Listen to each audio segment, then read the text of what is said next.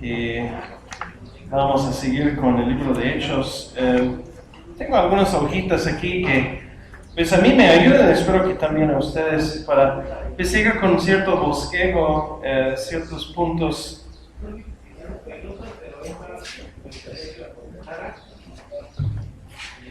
Mientras que vemos esta porción de las Santas Escrituras, pues, les invito a que busquen Hechos capítulo 5. Conocemos que pues nuestra experiencia como seres humanos es un constante luchar con la imperfección, luchar con las debilidades de nuestra naturaleza, luchar con el pecado en la iglesia. Y el día de hoy vamos a ver un ejemplo de una experiencia muy temprana en la iglesia primitiva, una iglesia que empezó en capítulo 2 y vemos una historia interesante en capítulo 5. Sabemos que, y ahorita vamos a verlo con más detalle, en el Antiguo Testamento Dios llama a un pueblo a través de Abraham. Ese pueblo se llama la nación de Israel, y Dios llama a ese pueblo para que fuera un pueblo santo. De hecho, vemos esa frase bastante en la Biblia misma. Y en el Nuevo Testamento también Dios sigue llamando a su pueblo, es la iglesia, para ser también una iglesia santa, sin mancha, un pueblo santo. Vemos aquí en Hebreos capítulo 5 un ejemplo interesante de un hombre llamado Ananías y también su esposa Zafira. Vamos leyendo el texto mientras que vemos la enseñanza el día de hoy. Tal vez la forma más palpable o la forma más adecuada que aprendamos es relacionar las verdades de la Biblia con experiencias propias que hemos tenido como iglesia. No voy a meterme en detalles, pero hace algunos 6, 7 años hubo una instancia aquí en esta iglesia que requería cierta acción de parte del liderazgo de la misma, de una persona que cayó en un hecho no apropiado, que cayó en un pecado que requería acción de la iglesia. Yo recuerdo que en ese tiempo algunos a lo mejor no entendían el por qué. En este caso, por qué dejamos de apoyar a esa persona en una forma económica, por qué exigíamos que esa persona saliera aún de este edificio. Pero las razones son porque Dios requiere que su pueblo, que su iglesia se preocupa por la santidad de la misma. Ahora, siempre lo que hacemos, lo hacemos con la mira hacia una restauración, y gracias a Dios en este caso, pues esa persona fue restaurada y está sirviendo el día de hoy. Pero el día de hoy vamos a ver algunos casos. Este primer caso de Ananías y Zafira, y también relacionar este caso con otras instancias y otras enseñanzas en la Biblia. Un hombre llamado Ananías también vendió una propiedad y, en complicidad con su esposa Zafira, se quedó con parte del dinero y puso el resto a disposición de los apóstoles. Vemos en estos capítulos que, por ejemplo, Bernabé, y conocemos a Bernabé, el hijo de consolación, él vendió también una propiedad. Recordamos que en ese crecimiento explosivo de los primeros días de la iglesia, primeramente vemos 3,000 personas que se convierten, luego 5,000 personas que se convierten. O sea, había una explosión de nuevos hermanos en muy pocos días. Y también vemos más adelante en el capítulo 6 que tenían que nombrar diáconos, gente que ayudaban a administrar y ayudaban con tanta gente que de repente tenía necesidad y como familia de Dios querían cuidarse. Entonces, era como, digamos, un poquito de moda en ese tiempo vender algo y presentar la ofrenda a los pies de los apóstoles, como diciendo, estamos haciendo nuestra parte, queremos apoyar y aquí está, ¿no? Pero aquí encontramos algo distinto, pues esa pareja venden una propiedad y dicen que aquí está todo, ¿no? Así que aquí tenemos un dicho, no hagas cosas buenas que parecen malas, ¿no? Y bíblicamente el dicho mejor es no hagan cosas malas que parecen buenas, ¿no? Y aquí presentan aparentemente toda la cantidad, pero retienen una parte. Ananías, le reclamó Pedro, ¿cómo es posible, versículo 3, que Satanás haya llenado tu corazón para que le mintieras al Espíritu Santo y te quedaras con una parte del dinero que recibiste por el terreno? ¿Acaso no era tuyo antes de venderlo? Y una vez vendido, ¿no estaba el dinero en tu poder? ¿Cómo se te ocurrió hacer esto? No has mentido a los hombres, sino a Dios. Al oír estas palabras, Ananías cayó muerto y un gran temor se apoderó de todos los que se enteraran de lo sucedido. Entonces se acercaron los más jóvenes, envolvieron el cuerpo, se lo llevaron y le dieron sepultura. Unas 3 horas más tarde entró la esposa sin saber lo que había ocurrido. Dime, le preguntó Pedro, ¿vendieron ustedes el terreno por tal precio? Sí, dijo ella, por tal precio. Porque se pusieron de acuerdo para poner a prueba al Espíritu del Señor. Le recriminó Pedro, mira, los que sepultaron a tu esposo acaban de regresar y ahora te llevarán a ti.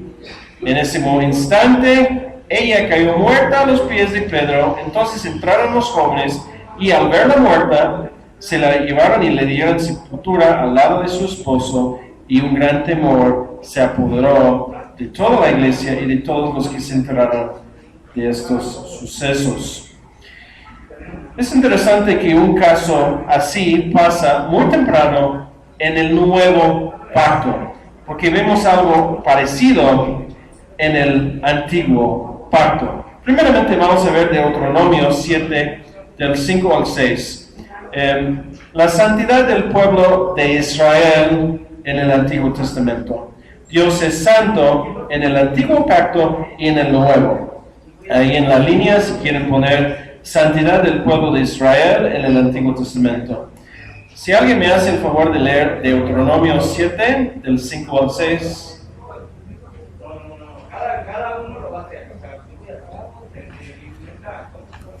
¿Sabemos dónde está Deuteronomio?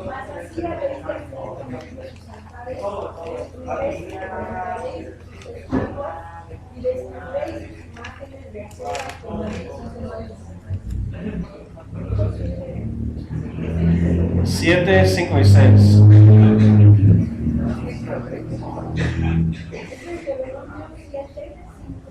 Ajá. Y destruiré sus imágenes de acera y haré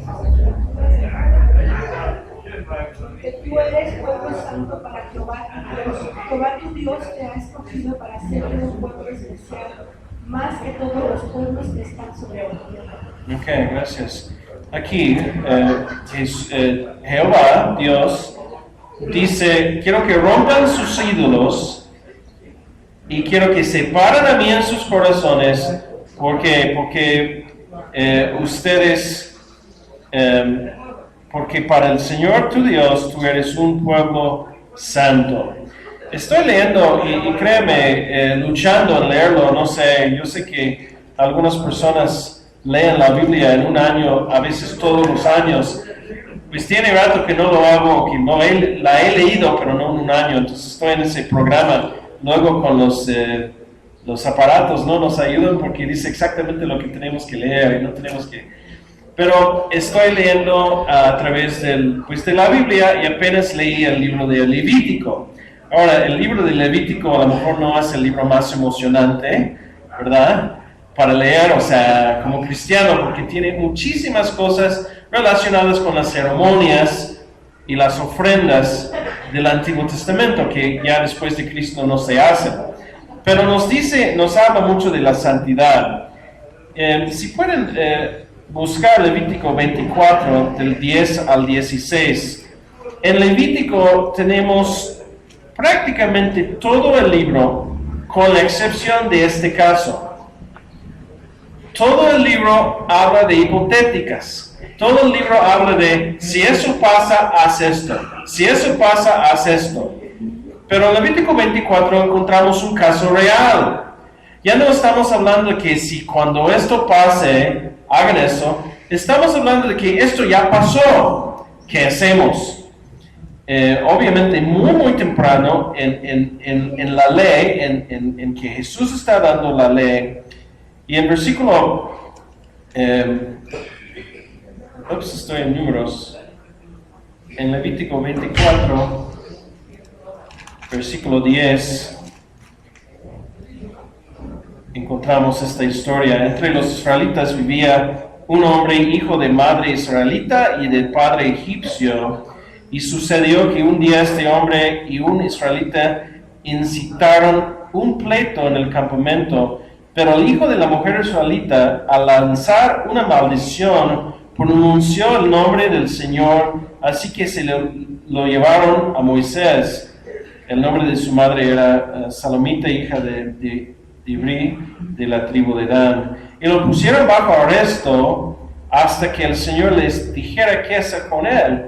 Entonces el Señor le dijo a Moisés, saca al blasfemo fuera del campamento. Quienes lo hayan oído impondrán las manos sobre su cabeza y toda la asamblea lo apedreará. Bastante contundente. Versículo 15. Diles a los israelitas, todo el que blasfeme contra su Dios sufrirá las consecuencias de su pecado. Además, todo el que pronuncia el nombre del Señor al maldecir a su prójimo será condenado a muerte. Toda la asamblea lo apedreará. Sea extranjero o nativo, si pronuncia el nombre del Señor al maldecir a su prójimo, será condenado a muerte. Entonces aquí, en el mismo proceso de recibir la ley, encuentran un caso de que alguien en un pleito con enojo maldice usando el nombre de Dios, blasfema. Moisés dice, ¿sabe qué dice el Señor de este caso? Y ya encontramos el resultado.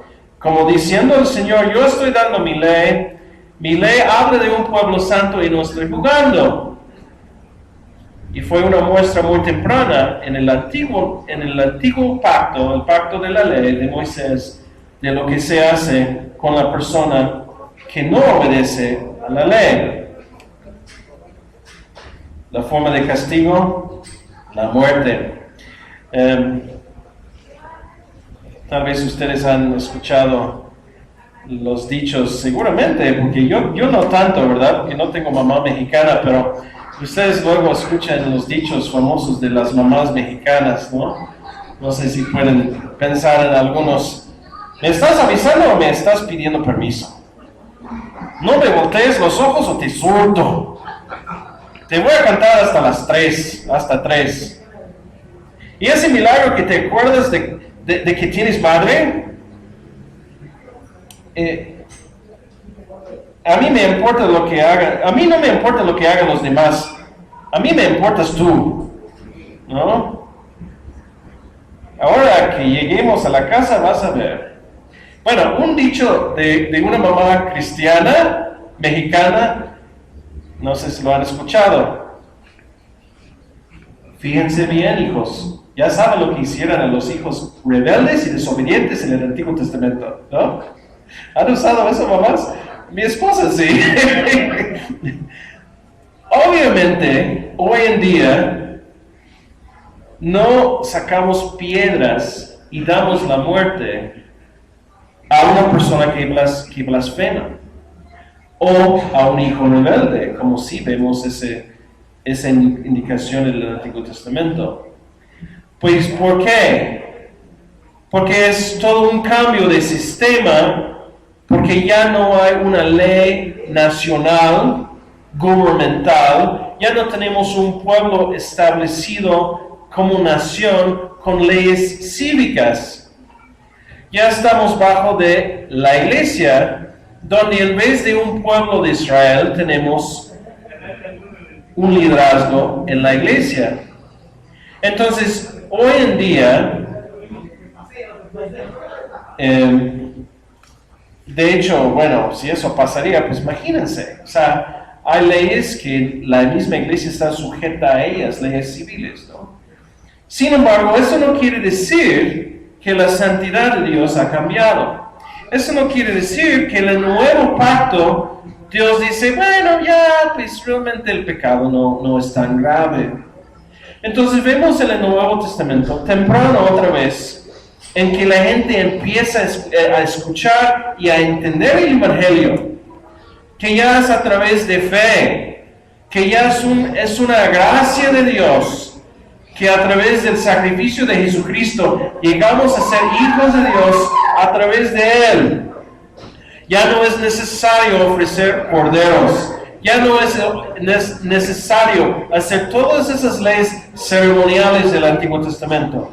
¿Por qué? Porque cuando Cristo muere, el velo del templo se rompe. Ya tenemos acceso a través de Jesús al lugar santísimo. Ya no necesitamos sacerdotes. ¿Por qué? Porque dice la Biblia que cada cristiano es un sacerdote, con Jesucristo siendo su sumo sacerdote. Es posible que Ananías y Zafira, y es posible que la iglesia en aquel entonces decía, o pensaba, o estaba tentado a pensar, ya hubo un cambio, ya no tenemos que obedecer esas leyes ceremoniales, ya no tenemos que acatarnos a esa ley severa del Antiguo Testamento. ¿Por qué? Porque ya Cristo vino. Y la tendencia o la tentación de manejar una fe light,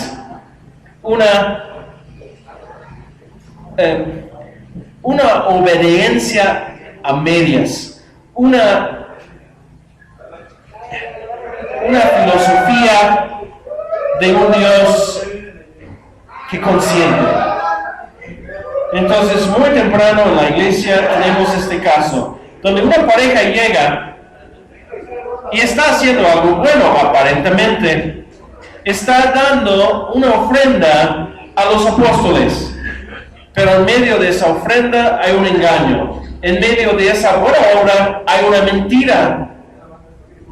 Y como Dios quiere remarcar, en mi iglesia tampoco tolero el engaño. En mi iglesia tampoco tolero el pecado. El Dios del Antiguo Testamento no ha cambiado en cómo ve al pecado.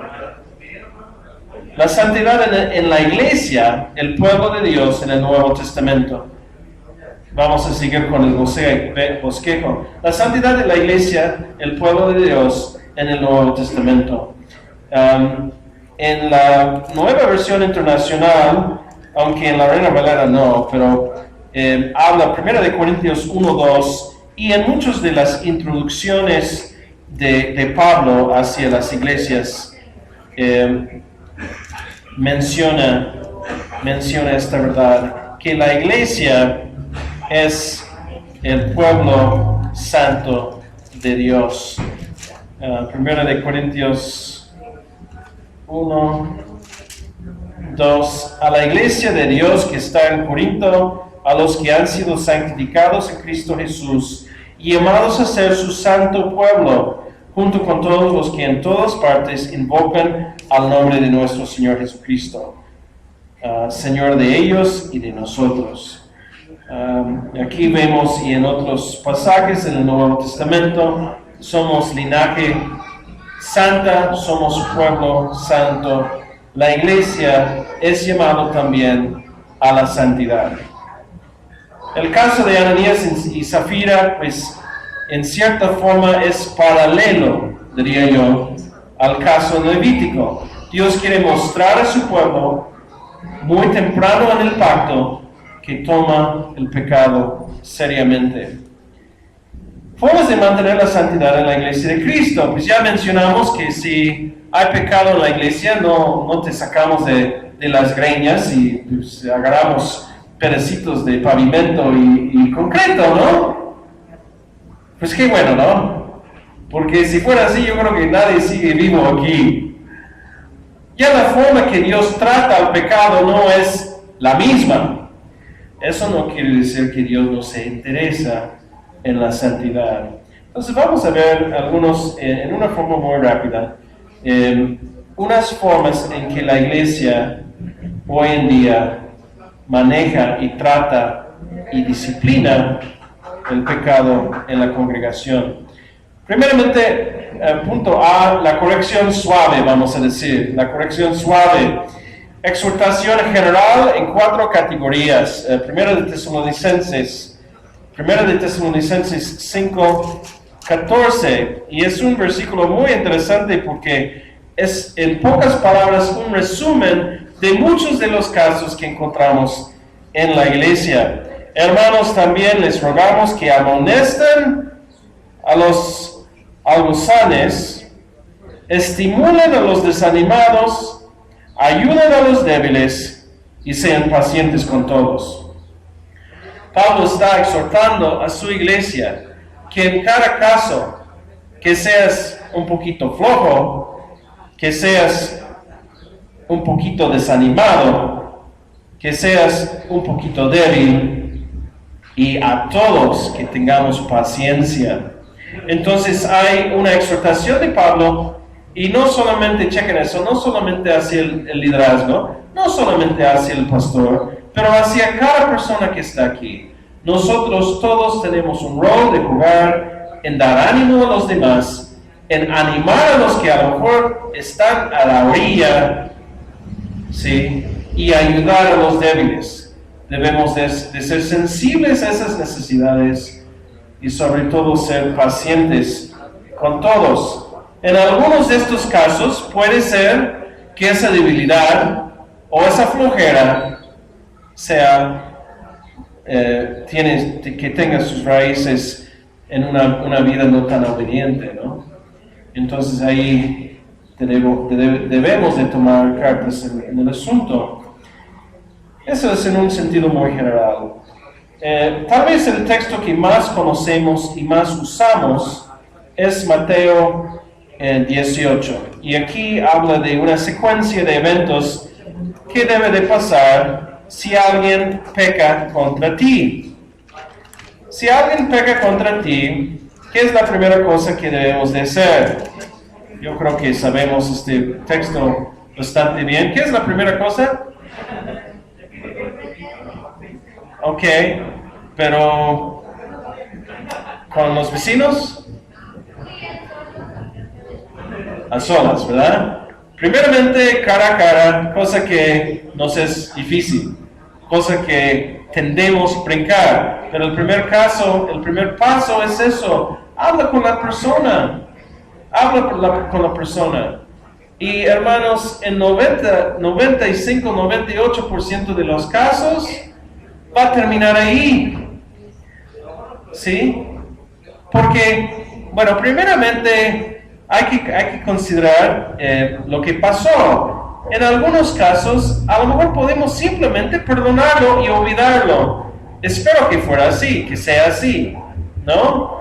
Porque ni modo que cada vez que alguien nos ofende, cada vez que alguien no nos saluda, cada vez que alguien nos ve chueco, que nos ponemos así.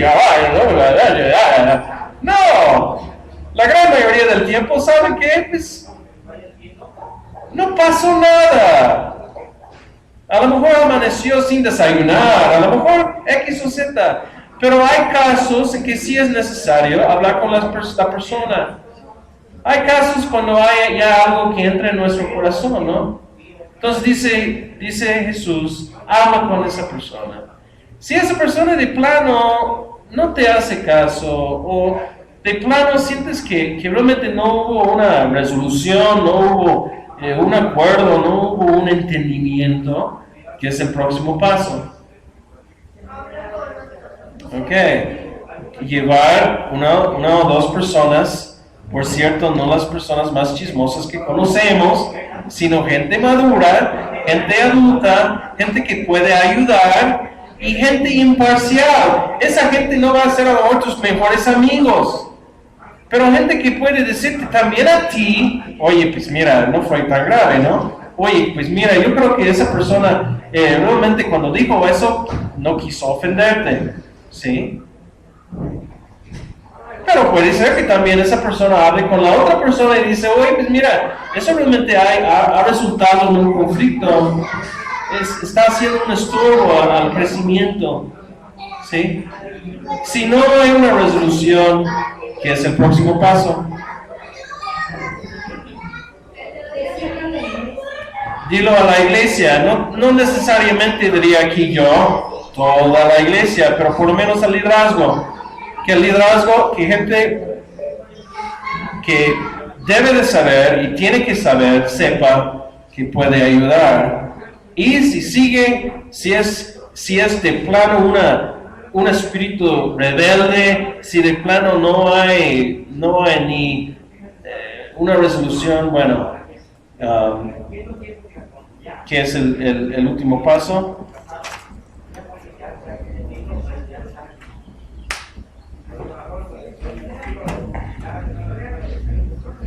Trátalo como si fuera un incrédulo o un renegado.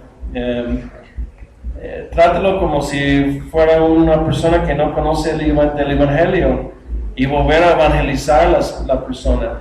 Tenemos el mandato, recuerdan, de que debemos de amar hasta los enemigos. Debemos de amar hasta los incrédulos. Debemos de amar a todos. Entonces, no está dándonos permiso Cristo de tratarlo como un enemigo o como un, no sé, ¿no? Sin embargo, la relación de familia ya cambia y tenemos que tratar a esa persona como si no fuera parte de la familia. Repito, en la gran mayoría de los casos esperamos que haya reconciliación, que haya restauración mucho antes del último paso, pero a veces llega al último paso. Podría también comentar de un caso en la iglesia antes, de un esposo que dejó a su esposa, los dos aquí como parte de la iglesia.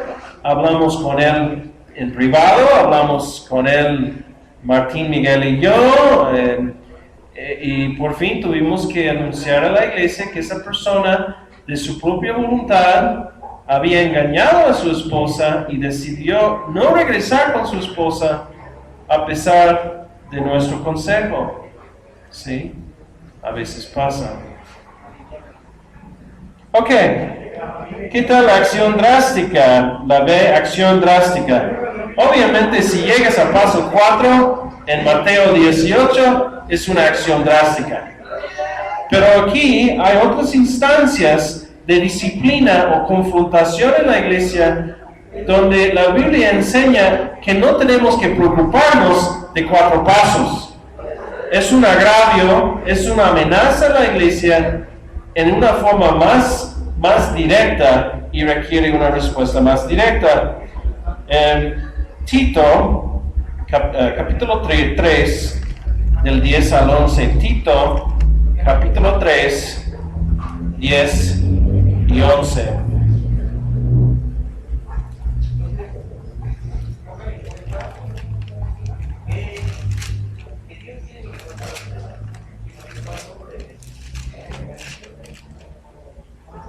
Dice, al que cause divisiones, amonéstalo 2 veces y después evítalo. o deséchalo, algunas versiones dicen, puedes estar seguro de que tal individuo se condena a sí mismo por ser un perverso pecador.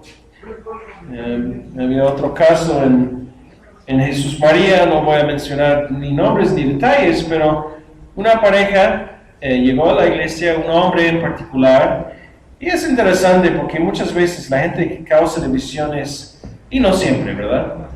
Pero llegan y empiezan a hablar muy bien de todos, y de la iglesia, del liderazgo. Yo recuerdo que Mayra y yo fuimos a los Estados Unidos por un mes, regresamos, y de repente ese hombre estaba saludando a los hermanos mientras que entrábamos. Y dije, qué raro, ausente nosotros un mes y de repente tenemos una persona que está ganando amistades, que está poniéndose ahí como la cara de la iglesia. Y le dije a Ismael, ¿realmente lo conocemos? Pasa que ese hombre ofreció cuidar a la propiedad. Y luego nos enteramos que había demandado al municipio por no sé cuántos cientos de miles de pesos por romper su contrato laboral y por no ofrecerle seguro social. Entonces, con mucho cuidado, llegamos a su casa, bueno, yo no, pero otros sí, con fruta, después de solo menos de una semana, y no lo pagamos, gracias a Dios, porque es uno de los requisitos legales. Arnulfo, a lo mejor sabe todo esto. Y le dijimos, gracias hermano, muy amable, pero estamos honrando un compromiso que efectivamente teníamos antes. Y vamos a dejar que uno de los chalanes de los albañiles cuide la propiedad. Muy amable, gracias. ¿Y qué creen? ¿Creen que está en la iglesia ahorita? Entonces, sí hay momentos y sí hay necesidad donde la iglesia se tiene que cuidar de gente que quiere destruirla, que quiere dividirla. Luego después nos enteramos que salió mal de la otra iglesia. Sorpresa, sorpresa.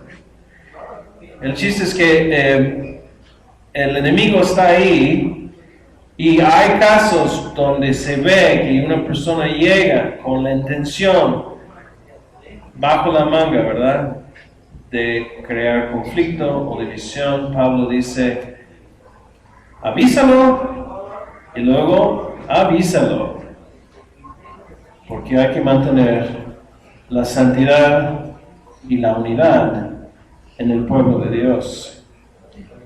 Otro, para uno que se dice cristiano y vive una vida inmoral. 1 Corintios 5, del 1 al 13. De cierto, se oye que hay entre ustedes fornicación, y tal fornicación, cual ni aún se nombra entre los gentiles, tanto que alguno tiene la mujer de su padre, y ustedes están envanecidos. ¿No debieras más bien haberos lamentado, para que fuese quitado de medio de ustedes el que cometió tal acción? Ciertamente yo, como ausente en cuerpo, pero presente en espíritu, ya como presente he juzgado al que tal cosa ha hecho. En el nombre de nuestro Señor Jesucristo, reunidos vosotros en mi espíritu con el poder de nuestro Señor Jesucristo, el tal sea entregado a Satanás para la destrucción de la carne, a fin de que el espíritu sea salvo en el día del Señor Jesús. No es buena vuestra jactancia. ¿No sabéis que es un poco de levadura leuda toda la masa? Limpiaos pues de la vieja levadura, para que seáis nueva masa sin levadura, como sois, porque nuestra Pascua, que es Cristo, ya fue sacrificada por nosotros. Así que celebremos la fiesta, no con la vieja levadura, ni con la levadura de malicia y de maldad, sino con panes sin levadura, de sinceridad y de verdad. Os he escrito por carta que no os juntéis con los fornicarios, no absolutamente con los fornicarios de este mundo, o con los ávaros, o con los ladrones, o con los idólatras, pues en tal caso os sería necesario salir del mundo. Más bien os escribí que no os juntéis con ninguno que, llamándose hermano, fuere fornicario, o avaro, o idólatra, o maldiciente, o borracho, o ladrón, con el tal ni aun comáis. ¿Por qué? ¿Qué razón tendría yo para juzgar a los que están fuera? ¿No juzgáis vosotros a los que están dentro? Porque a los que están fuera Dios juzgará. Quitad pues a ese perverso de ustedes. Ok, aquí Pablo está hablando de un caso de un hombre que está congregándose con ellos, que está viviendo una vida inmoral, abiertamente una vida inmoral. Y Pablo dice, no me confunda, o sea, no me malentienden, Pablo dice, pueden relacionarse con quien sea del mundo. ¿Con la qué? Con la intención de comunicar el Evangelio. Pero uno que ya dice que es hermano, ya hay otro estándar, ¿verdad? Ya que uno que dice que es cristiano, esperamos y tenemos el derecho de esperar cambios en su vida. Y no puede seguir con esas costumbres de antes. Reconocemos que a veces el cambio no es de la noche a la mañana, ¿sí? Y todos tenemos luchas distintas. Y algunas luchas a lo mejor son más escandalosas que otras. Sin embargo, un cristiano que sigue en esas costumbres, no debemos de ni comer. Entonces, dice que debemos de apartar esa levadura, ese elemento pecaminoso de la iglesia. Tenemos que tener cuidado, ¿verdad? Porque todos estamos en un proceso, pero una persona que con la mano en la cintura sigue viviendo una vida así, debe de recibir la disciplina de la iglesia. Recordamos que en el contexto de la misma Santa Cena, en versículo 28 del mismo capítulo 1 de Corintios 11, así que cada uno debe examinarse a sí mismo antes de comer el pan y beber de la copa, porque el que come y bebe sin discernir el cuerpo, come y bebe su propia condena. Por eso hay entre ustedes muchos débiles y enfermos, e incluso varios han muerto. Si nos examináramos a nosotros mismos, no se nos juzgaría. No sé, hermanos, si en su propia experiencia han sentido que a lo mejor una enfermedad en su vida ha venido por un pecado en su vida, o tal vez por participar en la Santa Cena de una forma no digna. Yo podría decir que sí. Yo podría decir que yo reconozco y recuerdo unos momentos donde he sentido una enfermedad por no realmente hacer cuentas ante Dios. Entonces es algo que Dios toma en serio.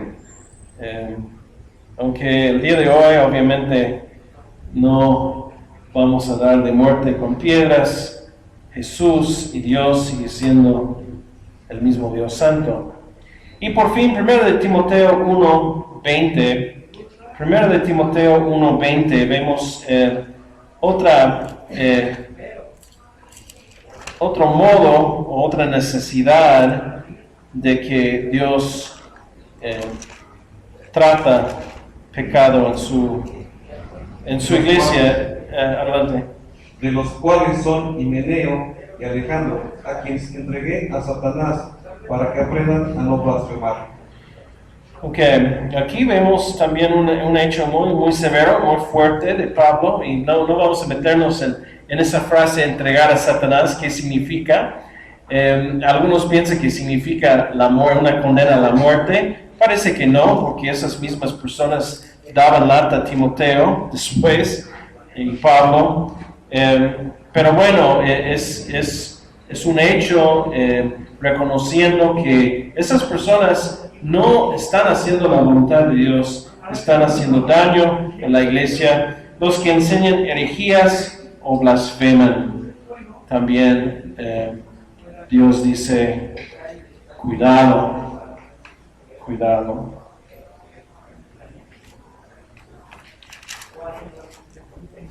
Hace como 2 meses prediqué un sermón en Jesús María y el título era La santidad de Dios y la realidad de la vida cristiana.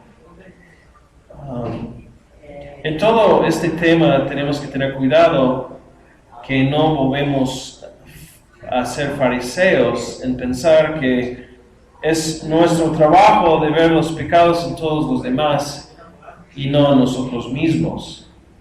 Y yo creo que tal vez los que han estado o han participado en otras iglesias, hay una tendencia de recibir un juicio muy severo de parte de la iglesia, o de parte de algunas por lo menos, cuando uno cae en pecado. La gracia de Dios y el perdón de Dios debe de ser nuestro enfoque. La cruz de Cristo que ofrece gracia y perdón y misericordia, si no fuera así, pues híjole, no tenemos esperanza. Sin embargo, tampoco podemos ignorar el hecho que necesitamos exhortación, que necesitamos instrucción y que la respuesta ante nuestro pecado debe de ser el arrepentimiento y un cambio. Vamos a terminar con 2 versículos, 1 de Timoteo 5, 1 de Timoteo 5, 24 y 25. 1 de Timoteo 5, 4 y 25, si alguien quiere leerlo.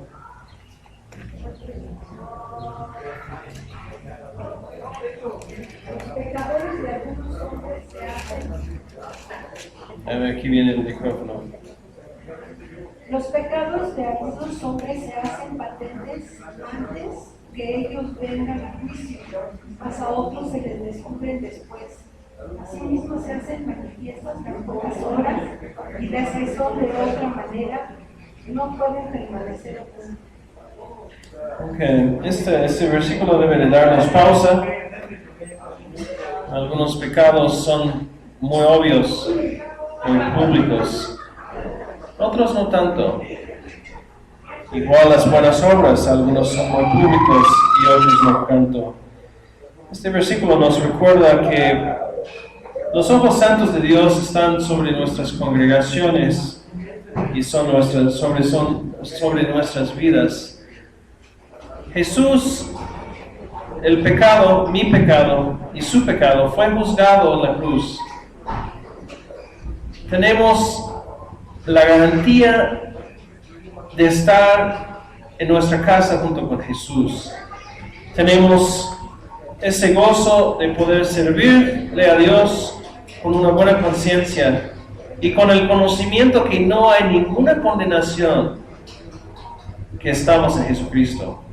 Sin embargo, la cruz no nos da un pase libre y no nos da permiso de vivir una vida que no es según su santidad. Vamos a orar. Padre, gracias por ese ejemplo muy drástico, muy fuerte de Ananías y Zafira. Nos ponemos en los zapatos de los jóvenes que de repente están cargando un cuerpo que antes, pocos segundos antes, estaba vivo, pero por una mentira fue juzgado. Padre, ayúdanos a recordar que aunque sí vivimos en la gracia y el perdón y la misericordia, y esa es nuestra esperanza, que no debemos de usar esa gracia como pretexto de pecar, y que tú nos llamas a una vida santa. Gracias en el nombre de Jesús. Amén.